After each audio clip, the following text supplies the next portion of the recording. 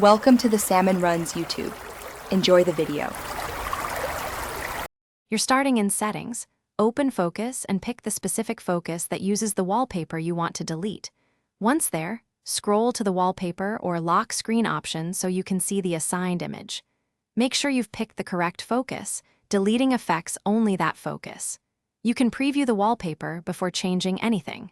Now tap the Wallpaper preview to reveal removal and edit controls. You're ready for the next step. You'll see a Remove or Delete button when the Wallpaper preview is open. Tap it to unassign the image from this focus. If the wallpaper came from photos, you may also see an option to remove the photo from the focus only. Choose that to keep the photo in your library. Once removed, the focus will revert to the default lock or home appearance. Make sure to save or exit settings so the change persists across restarts. After removal, activate the focus to confirm the wallpaper is gone, flip the switch in Settings, or use Control Center. If the old wallpaper reappears, check any focus automations or home/lock screen pairings that might reassign it. Edit or delete those pairings.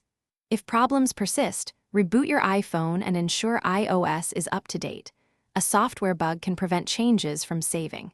If that still fails, toggle the focus off and on, then reapply the removal. Thanks for watching.